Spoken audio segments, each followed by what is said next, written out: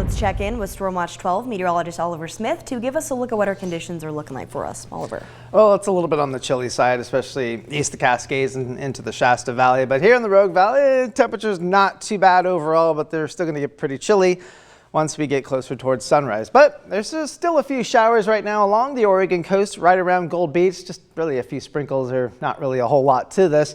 And looking off to our west, there's not a whole lot out there either, except more clouds, but our next system is way offshore. This will be moving in quickly for tomorrow night, mostly. That's when the precipitation will really start to ramp up, but it'll begin a little bit earlier. But current temperatures right now, it's cold east of the Cascades. We're generally between about 25 and 30 degrees. 37 is a pretty common number for Montague and Mount Shasta City, and about 40 to 45 for southwestern Oregon. So temperatures will drop off some more for tonight. We're looking at 20s east of the Cascades, upper 20s to low 30s. For the most part for the Shasta Valley. Here in the Rogue Valley, if we can get any clearing, we might be able to get some patchy fog, especially closer towards sunrise. Other than that, it's still going to be a pretty chilly night with the best chance of showers, really the only chance of showers, will be tonight along the Oregon coast. For your forecast for tomorrow, we're looking at temperatures getting into the 40s east of the Cascades, 41 for Lakeview, 46 for Mount Shasta City.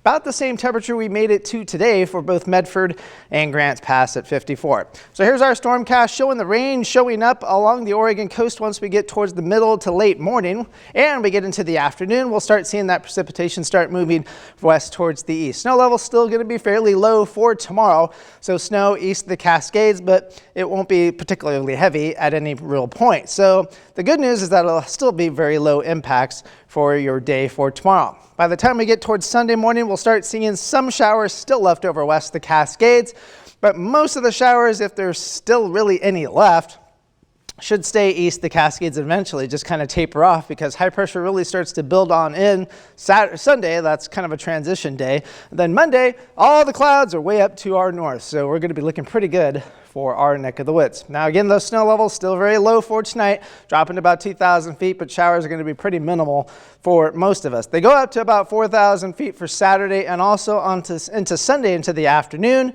But then they're really going to start to go up later in the week, mostly because we won't have any precipitation and we'll be looking at some pretty good sunshine as well. Rainfall amounts for tomorrow, not much, less than 1/10 of an inch, and that's only if that's mostly going to be after about the afternoon hours for the Rogue Valley and east of the Cascades. Along the Oregon coast, that should start early in the morning and then last throughout the day. And as we go through Sunday, so grand total for the weekend, we could see a little bit more out towards Lakeview than for the Rogue Valley because the system will kind of linger off east of the Cascades for Sunday. But we could be looking at about 1/2 inch along the Oregon coast overall. Now, pollen forecast, it's going to go up a little bit for tomorrow. The rain will actually help dampen things a little bit for Sunday, so the pollen will come down by then. But Monday and Tuesday, boy, it really starts to come on up in that particular sense because temperatures are really going to start to warm up. Now, 5-day precipitation forecast, we're not going to see a whole lot of rain in our neck of the woods. Most of the rain is going to stay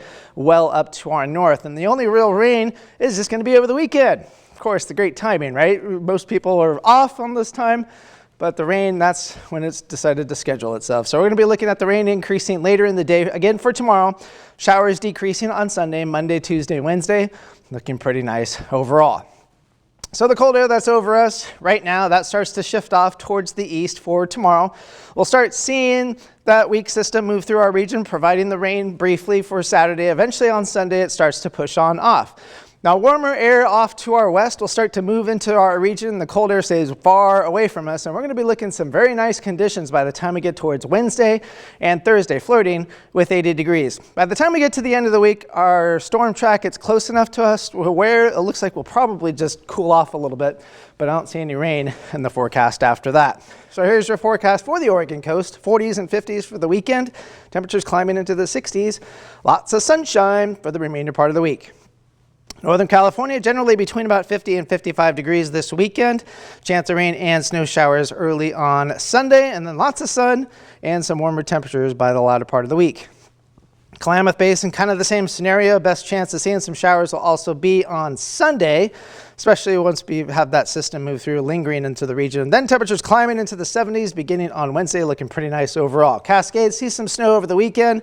Lots of sunshine, 50s and 60s. Beautiful hiking weather for the Cascades. Here in the Rogue Valley, it stays cool for the next couple of days. Cool overnight lows, but then temperatures near 80 by Wednesday and Thursday.